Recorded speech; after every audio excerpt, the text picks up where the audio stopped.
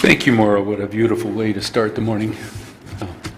Good morning, and welcome to the Unitarian Universalist Church of Spokane, where our mission is to join together to create a nourishing, liberal religious home and to champion justice, diversity, and environmental stewardship in our larger world.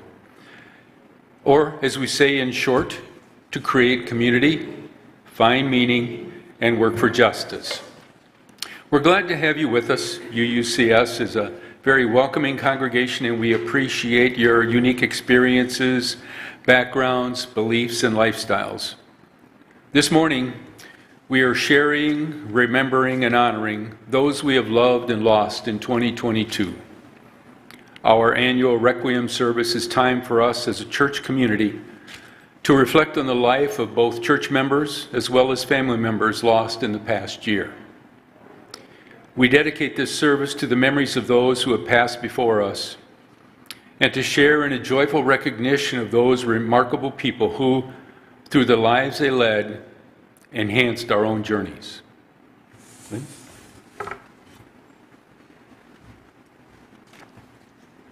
Thank you, Gordon. Before we begin our recognition of those we lost in 2022, I'd like to turn your attention to our unity candle here up front. Our tradition is to light this candle when we learn of the passing of one of our members. And this week, we want to let you know of our loss of Bill Green, a longtime member of our church, a runner, a poet, a singer, a father to Marshall and Kaylin, and a husband to our friend Linda Green. I also had the privilege of working professionally with Dr. Green at times during his career as a pediatrician in our community. And I can tell you, there is no greater honor bestowed on any physician than to be well respected by the nurses he or she works with. Dr. Green was one of those. So we have our unity candle lit for Bill Green this morning to remember his spark here in our church and out in the wider community. I'd also like to take just a brief moment to remind us all today of our beautiful memorial garden outside on the north side of our church grounds. Today may not be the best day for a stroll through it, but you're always welcome to take a stroll through the pathways, to admire the plants and the features, and to view the stone columns of engraved names of others we've lost and chosen to be memorialized in such a peaceful setting.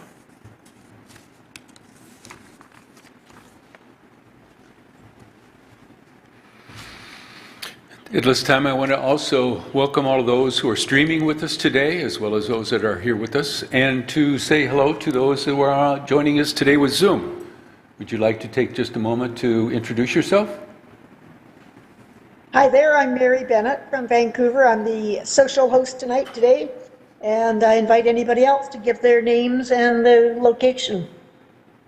Well, I'm John Smith, also from Vancouver, BC, and I am the technical host this morning. I'm Janice Rutherford from Eugene, Oregon.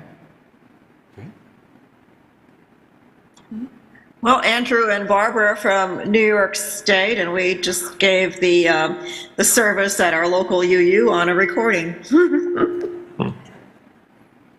But to you Canadians, I'm an expat Canadian myself. Went to high school in Vancouver Island. Great. And Keith Wilkinson is here in Vancouver as well, but his phone's not working today. A small group today. Okay, well, thank you. Very glad that you joined us today, and welcome.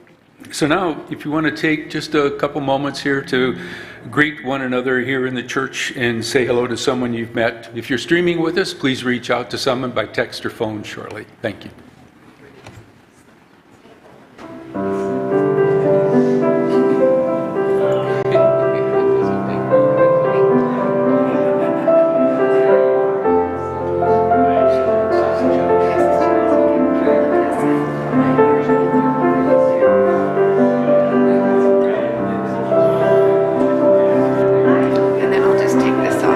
Only just one line, so I have the reflections.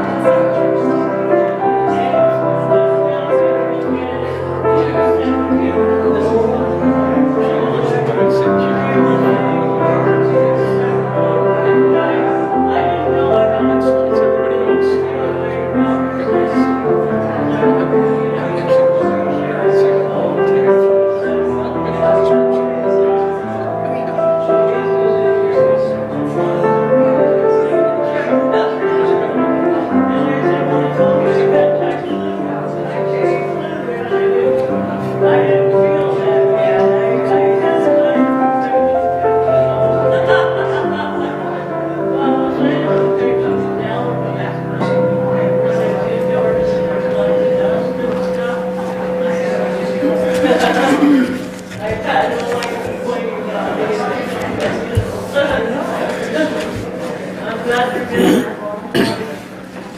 Yeah, well, I get to have state rep dinner. Thank you. We'll have more time to greet one another and share our stories during social hour after the service, and we'll hope you join us then. So we now turn from our informal greeting of one another to formally begin our service by the lighting of our chalice, the symbol of Unitarian Universalism, the symbol of our unity and solidarity, of our openness and inclusion, of our community and individual uniqueness. May this small flame be our offering of warmth to those who are cold and alone, and a light to those in darkness. May it be a flame that ignites justice in our world and a beacon of hope to those in need. And may it reflect at least a spark of truth wherever truth has been lost, and cast a healthy shadow of doubt where it has been found.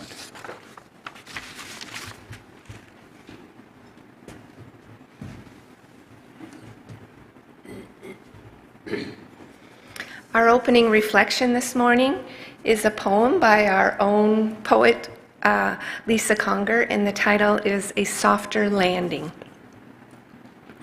We have been gifted by the lives of those who have passed and gone before us. The weight of their loss aches within us, large and looming. But as we think of them, we are lifted by remembrances of their qualities and quirks, their ideals and idiosyncrasies, their passions and persuasions, their features, even their flaws. We remember meaningful conversations and lively discussions, moments of laughter or of beauty shared. May we remember those times cooking together, hiking or volunteering, of concerts celebrated and songs sung, or just the quiet sharing of hopes, fears, and dreams over coffee and tea. May we remember what they loved, their families, friends, pets, gardens, nature. And may we remember them through the light of our love, which illuminates and expands their lives beyond their absent breathing and gives us a softer landing in our sorrow.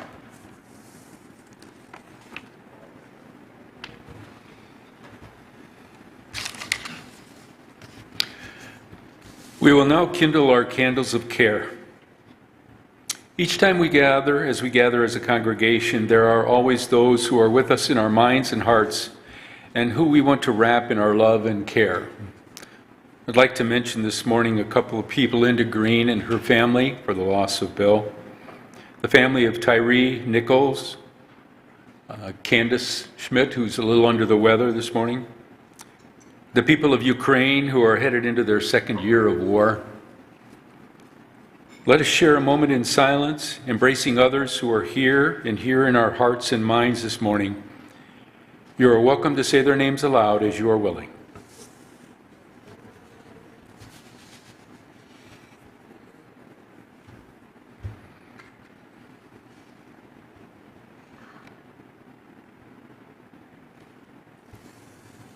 Those named aloud and those embraced in our silence, and all those who are suffering elsewhere in our world at this hour, we hold in our community of compassion.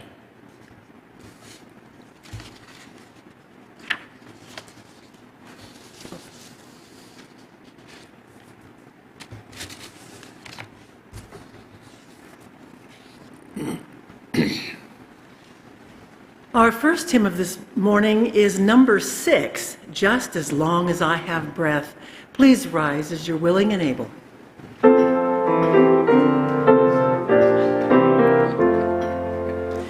Just as long as I have breath, I must answer yes to life. Though with pain I made my way, still with hope I meet each day. If they ask what I did well, tell them I said yes to life. Just as long as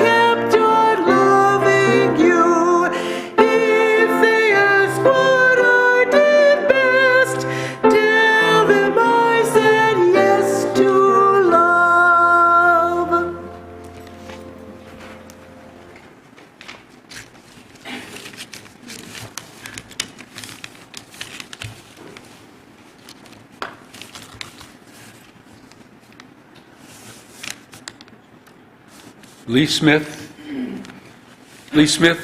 longtime member Lee Smith was born on December 27th, 1923 and passed away on February 25th, 2022. In 1970, Lee decided to move her family from Baltimore to Spokane, a town she'd driven through once and had found attractive. She knew no one here and did not have a place to live or a job. She discovered there was a Unitarian church in Spokane, and with that knowledge, she made her plans. Her oldest son was already launched, and her second son wanted to stay longer in Baltimore, so Lee packed up her 3 younger children and the cat. For the next few weeks, the family camped across Canada, living on a shoestring, visiting Niagara Falls, battling hordes of mosquitoes, marveling at the northern lights, losing their beloved cat in the Rockies, and finally arriving. Home for the next couple of weeks was Riverside State Park, and from there Lee went off to look for work, a place to live, a life. One evening, she came home to announce she had found a house to buy, a first since the family had never owned a home. Lee lived in this house for the next 52 years, and it was where she peacefully died. Lee found work, became very involved in the Unitarian Church here, raised her 4 children, and introduced them to the outdoor activities of skiing, hiking, and canoeing. Lee counted this move to Spokane and the raising of her children as a single mother as some of her greatest accomplishments. Mary Monroe. UUCS member Mary Monroe passed away last year on May 24th. She was born in Buffalo, New York, and began attending the University of Michigan in 1954, where she met her future husband, Alden Parker, and graduated with an education degree. The couple, with their 3 children, moved to Spokane in 1961, camping their way across the country while Mary was 8 months pregnant with their 4th child.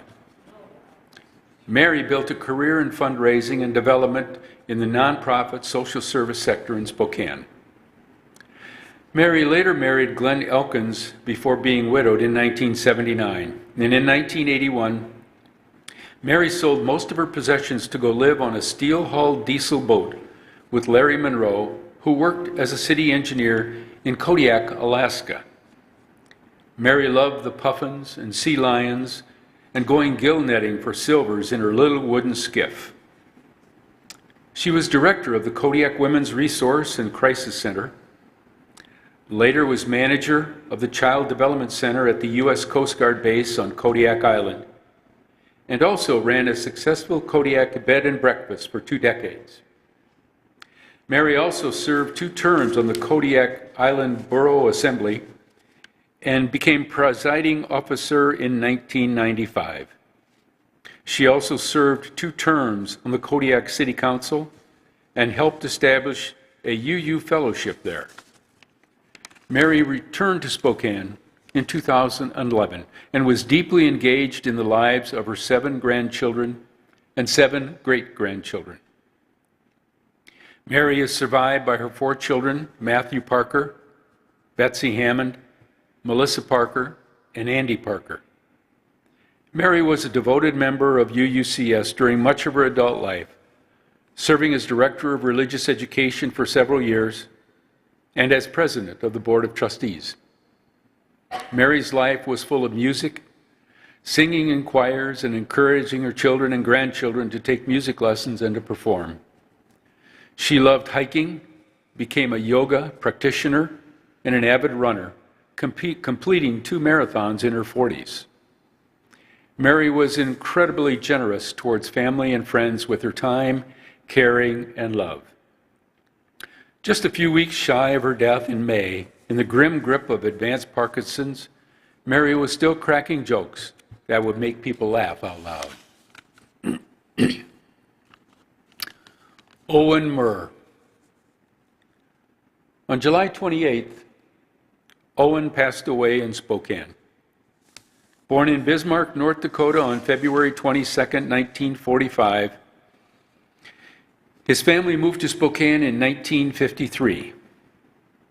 Owen's early life was enriched by his family's travels, and at age 16, he and his family began 2 years in Lashkar-Gah, Afghanistan. He shared memories of riding his Honda 50 motorcycle over gravel roads, to drink prohibited alcohol, and traversing the Hindu Kush Mountains to see the tallest statue of Buddha in the world, which was recently destroyed by the Taliban. Owen joined the Army in 1967, studied Turkish and Russian, then spent a year in Turkey listening in on Soviet naval and air bases on the Black Sea. After the Army, he spent over 20 years in the Navy and Air Force Reserves. Owen was a lifelong student, and his studies included automotive repair, electrical circuits and theory, astronomy, history, real estate, and film history. His broad range of interests led to Owen's involvement with many groups: Signs Environmental Scientists, Glacial Lake Missoula Society, Engineers Forum, the Bing Theater Group, the Mac Museum, KPBX, the Northwest Lands Council, and many other groups. Owen joined UUCS in 1982, and he is remembered by our church for his persistent recycling efforts, thoughtful commentary, insightful article clippings, and his frugalness is legendary. He had a brilliant and curious mind that found expression in so many areas, and he loved to share new things he had learned with others. Doug Hugan. Doug was born on July 11, 1935, in Monroe, Iowa. He graduated from Iowa State College in 1957 as a technical journalism graduate. In 1958, Doug joined the U.S. Army Reserve on active duty. In Helena, Montana, he was the desk editor with the Associated Press. But in 1966, Doug decided he wanted to be a minister. And while he attended the Ilf School of Theology, he was also the city's reporter for the Denver Post. In 1977, Doug moved to Spokane, where he worked for the Spokesman Review. He was a member of UUCS for over 30 years, where he was a member of the singles group and the church choir. Doug joined the Spokane Symphonic Choral and because he had such a beautiful speaking and singing bass baritone voice, he was chosen to be in over 11 productions, including Annie Get Your Gun as Buffalo Bill, Fiddler on the Roof as Lazar Wolf the Butcher, and Kiss Me Kate as Petruccio. In 1984, Doug, along with his wife Diane, opened Rainbow School, a private school that used individualized instruction in small class sizes. The school attracted very shy students, children who might have been behind or ahead of their supposed grade level, and students with ADD, ADHD, or bipolar disorder. After this, Doug ran the Job Resource Center, which worked with people who were challenged mentally and physically by finding them employment and providing needed support. Washington State hired the Job Resource Center to teach in 13 state prisons. And in 1999, Doug wrote a book, Cataclysm: When Human Stories Meet Earth's Faults, a story of survival and the geological history behind a 7.5 earthquake in 1959 near West Yellowstone, Montana. Doug passed away on August 4th, 2022. Larry Richards. Larry Richards passed away peacefully at the home of his friends in New Zealand on September 11th of 2022. He was a longtime and very loyal member of the Unitarian Universalist Church of Spokane, serving on the Long Range Planning Committee when we were meeting in the Glover House, and as chair of the building committee for our current location here in Spokane. The building committee met every week for 2 years, and for many years, he attended the UUA Elliott Institute on the West Coast, attending every summer for a long period of time.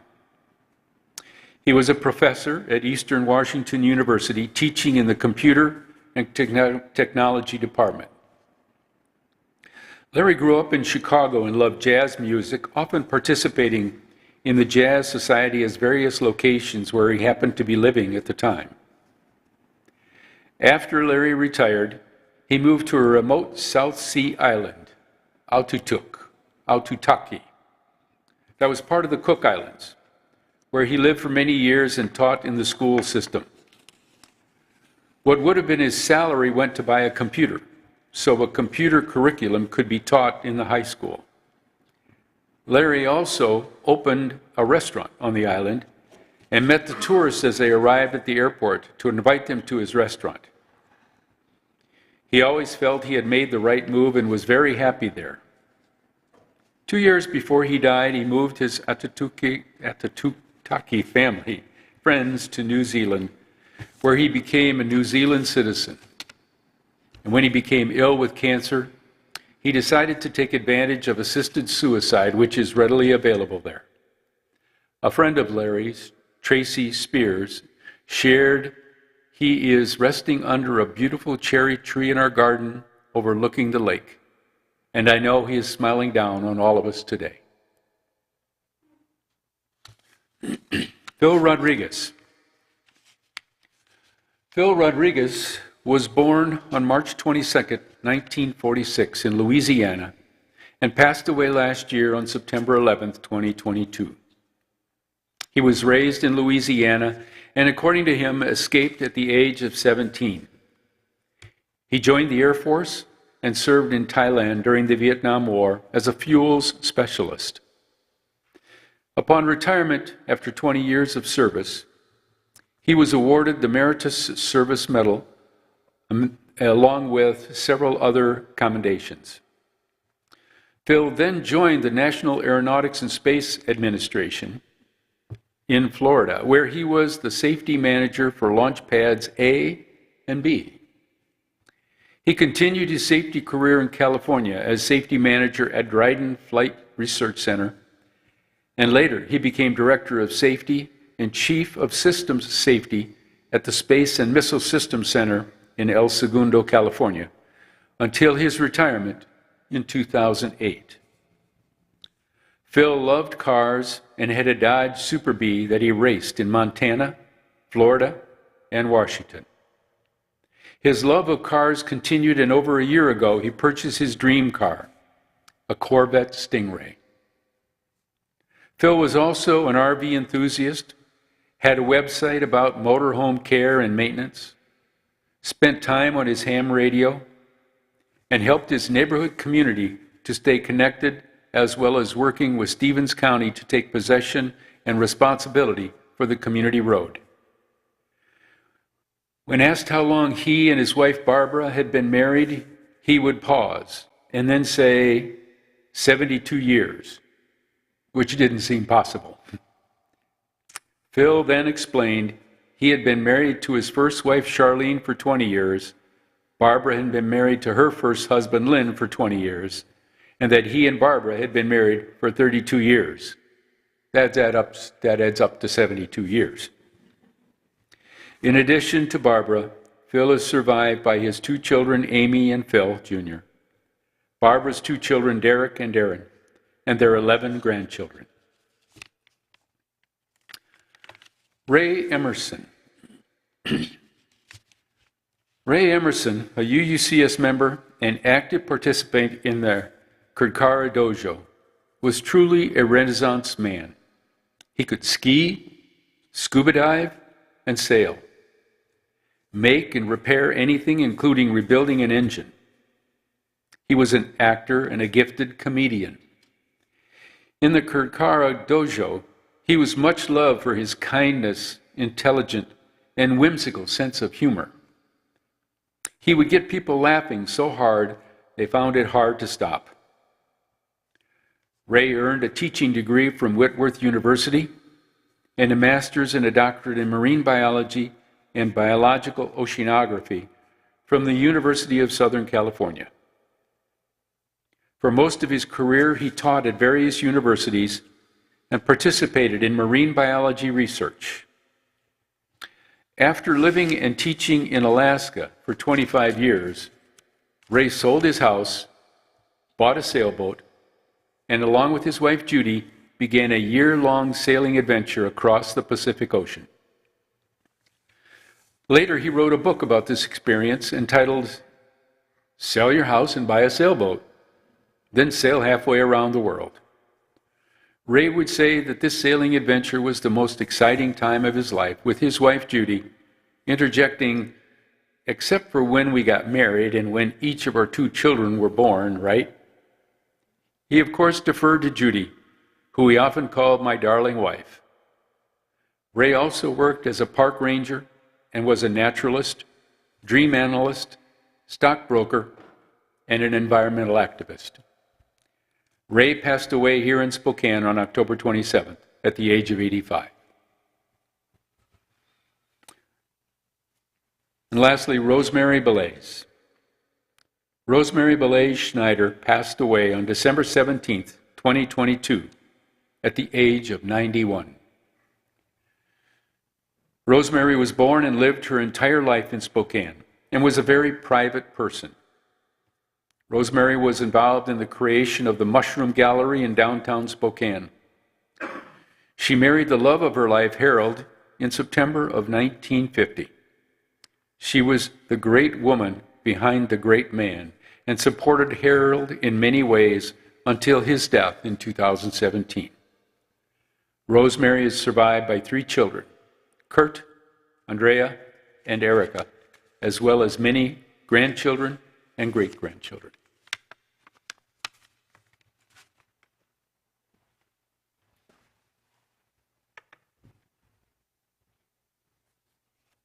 And now we want to share a list of the names of some family and friends of our members here at UUCS who passed away also in 2022. Andrew Robert Enns, the son of Eleanor Enns.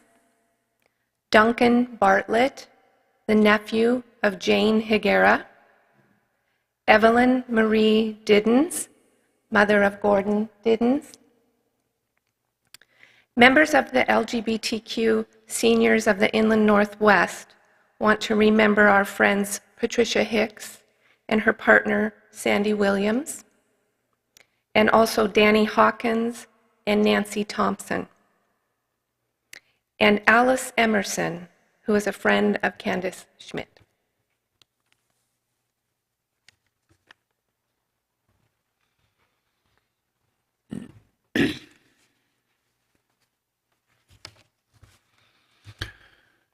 As we move into a time of meditation, adjust your position so you're comfortable. Put your feet on the floor. Close your eyes if you wish. Take a deep breath in and breathe out, and reflect on these words. It is so easy in this busy life to forget to remember. Remember those we've loved and lost. It is also easy to forget those we love who are still with us.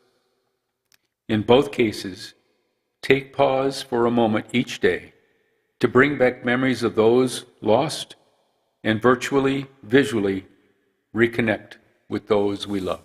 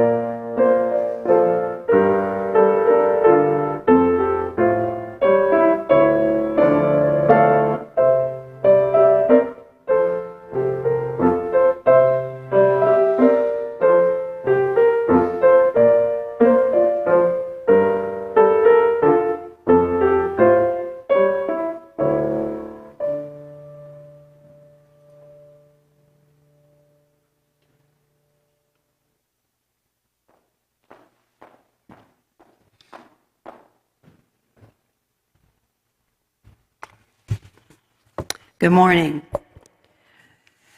As we look back to honor the beloved members of our congregation and their friends who died in 2022, we're also looking ahead to our church's enduring mission. How do we ensure that we will continue to be a beacon of liberalism and an engine of social justice? How can we provide for our church's future after we are gone? One concrete way is through our endowment fund, which is a growing contributor to our annual budgets and our long-term stability. After the painful 2020 conflicts that threatened our church amid ongoing disagreements with UUA leadership, your endowment team took action, eventually recommending that we move our funds out of the UUA's Common Endowment Fund in Boston. One important consideration was the language in our contract that said UUA would become the owner of any funds and church properties owned by a church that dissolves. We spent months exploring our options, interviewing investment managers at Schwab's local office, the Inovia Foundation in Spokane, and the Seattle Foundation. Last year, our Board of Trustees approved the endowment team's recommendation to create a reserve fund at the Seattle Foundation, which is the largest community foundation in the Pacific Northwest with nearly $1 billion in assets. When we moved our funds out of Boston last April, they totaled $715,000. Now, with additional contributions from church members that totaled $20,590 last year, plus growth through appreciation through the third quarter of last year, our fund is worth $748,000.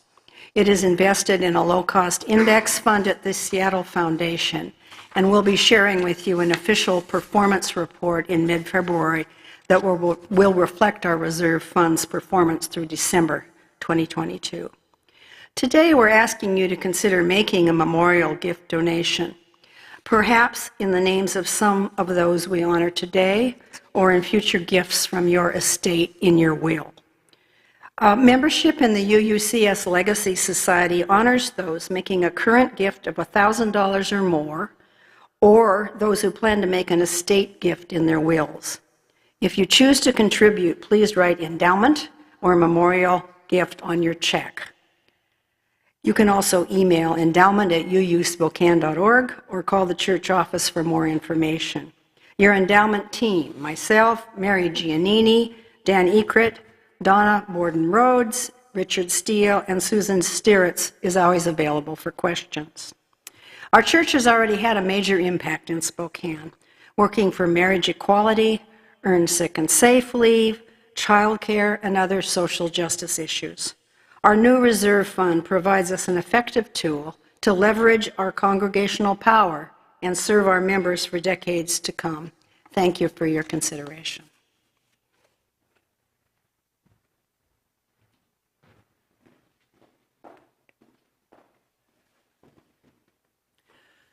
Please rise to sing our closing hymn of the morning. It's number 295, Sing Out Praises for the Journey. And Maura, would you play the whole thing through so they can hear that melody? We don't sing it often.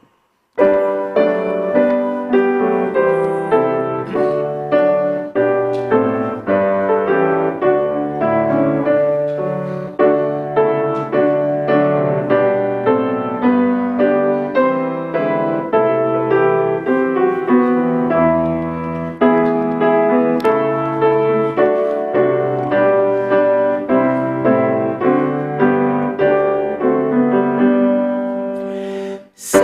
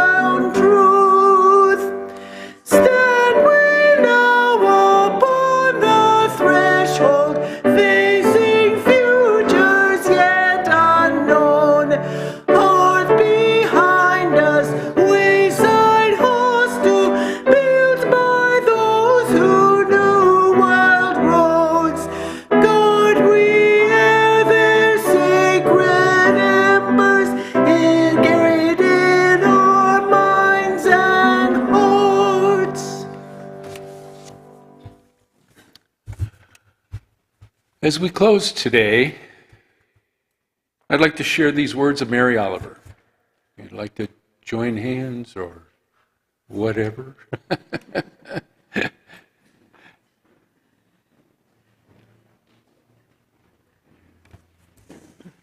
Mary Oliver says, "To live in this world, you must be able to do three things: to love what is mortal, to hold it against your bones knowing your own life depends on it, and when the time comes to let it go, to let it go." Amen. Blessed be. Salam alaikum and shalom.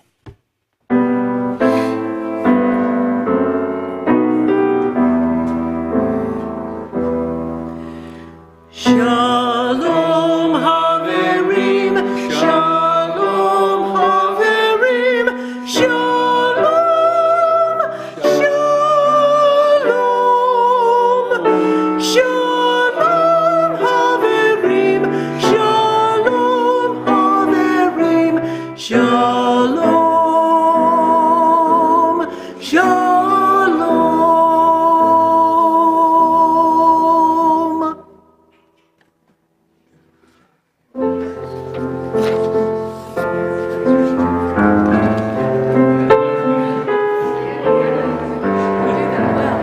We need to find out how's that work.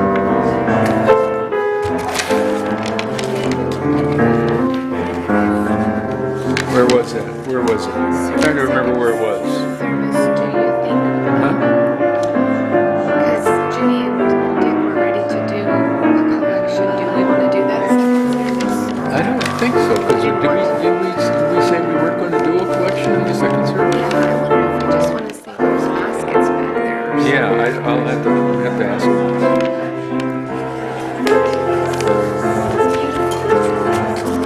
I'd love to see their picture. That picture of Ray Emerson is just precious. I just want to. He was. You could add singer. What? Oh, he's a singer too.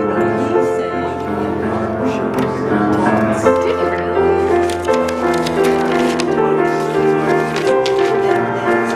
Yeah,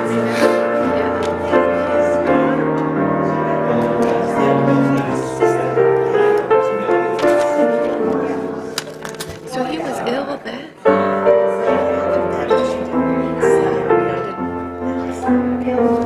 Yeah. But boy, you know, we couldn't do it in the spring. We tried to